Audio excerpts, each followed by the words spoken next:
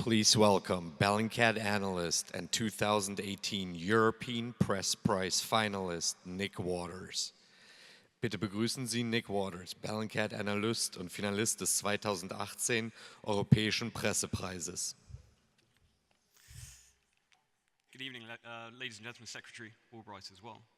I'm sure many of you are familiar with the story of Bana and Fatima Alabed, who used social media to document their experience of living through the siege of East Aleppo.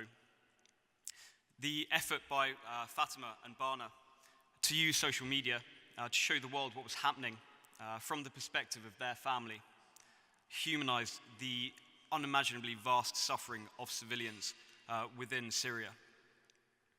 When we were asked to examine the social media presence of Bana, we were initially skeptical, since there have been instances where this kind of thing has been faked before. However, under the scrutiny, every single inconsistency fell apart. So the idea that there was no electricity, for example, was quite easily solved by the images and videos of solar panels and car batteries on the roof of the flat where they lived. The idea that there was no mobile signal, cell phone signal, was quite easily dismissed by the Syrian regime itself, who has sent threatening text messages to the population of East Aleppo. And finally, using the images and the videos that Bana and Fatima had posted themselves, we could geolocate their location to the neighborhood in East Aleppo, to the exact flat and floor in which they lived. However, this posed a bit of an ethical conflict, because this kind of level of information was dangerous. If we'd have posted it without assessing what we were doing, we could have put the Alabed family in danger. So we held back and we waited until finally we found out that the Alabed family had been, or their flat had been bombed, meaning that they had to escape into East Aleppo as the rebel-held pocket collapsed. At this point, we decided to publish our findings in the hope of showing that Bana and Fatima were real, and they were a real family in very real danger. And it was an incredible relief to see them several days later safe outside of the East Aleppo pocket. Since then, Bana has written a book and achieved absolutely extraordinary things as a very young girl. And it gives me great pleasure to award Bana, on behalf of the Atlantic Council, the Freedom Award. Thank you.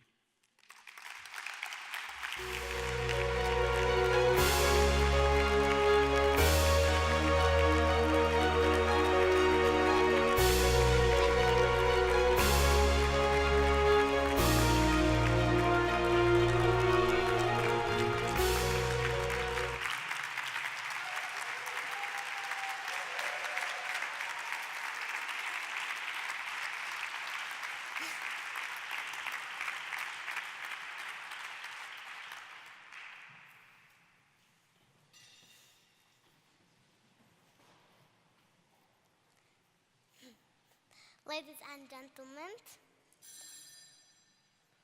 it's my honor to be here with all of you today in the evening.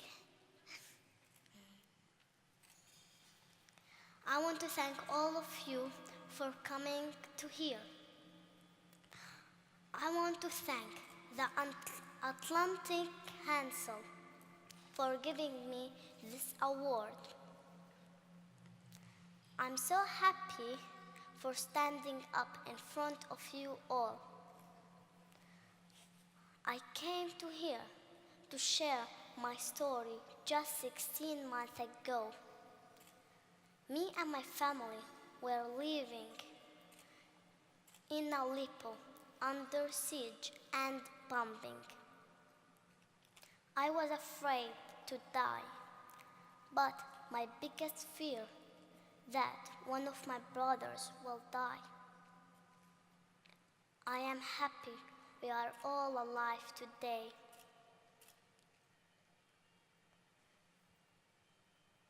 One day without bombing in Syria, Aleppo, would make me the happiest person in the world because I hate war. It destroyed all I had. It killed my friends. We lived under siege and bombing. I want to share my story so the world know how the life.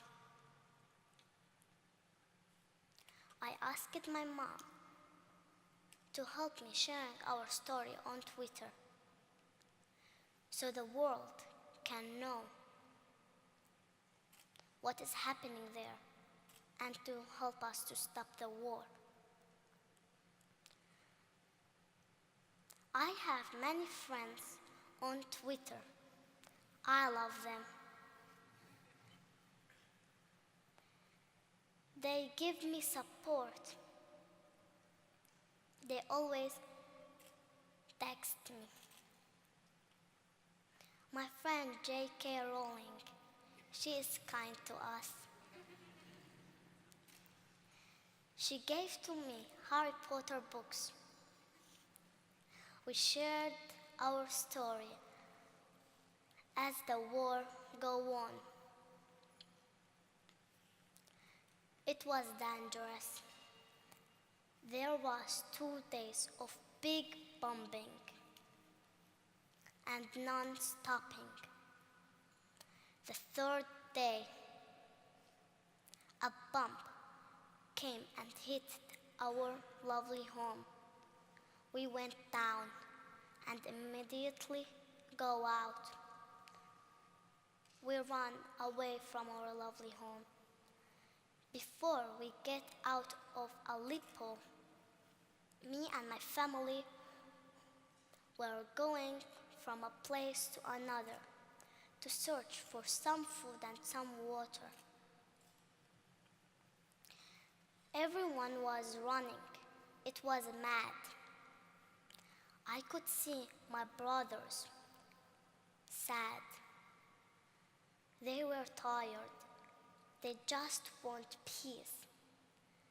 Children of Syria are tired of war. Getting out of Aleppo was my happiest day. There was no bombing, no more warplanes. I was like dreaming. I missed the days without bombing. I'm lucky I am alive. But I must say to all the leaders around the world, they are not helping enough to stop the war and to help the children. Many children are dying. There will be many refugees. If you want for your children and the world to have a better future, the leaders of the world must stand together to stop the war and help the children to have education. I believe the people can help to stop the war. I hope the young people can help to make the world better again.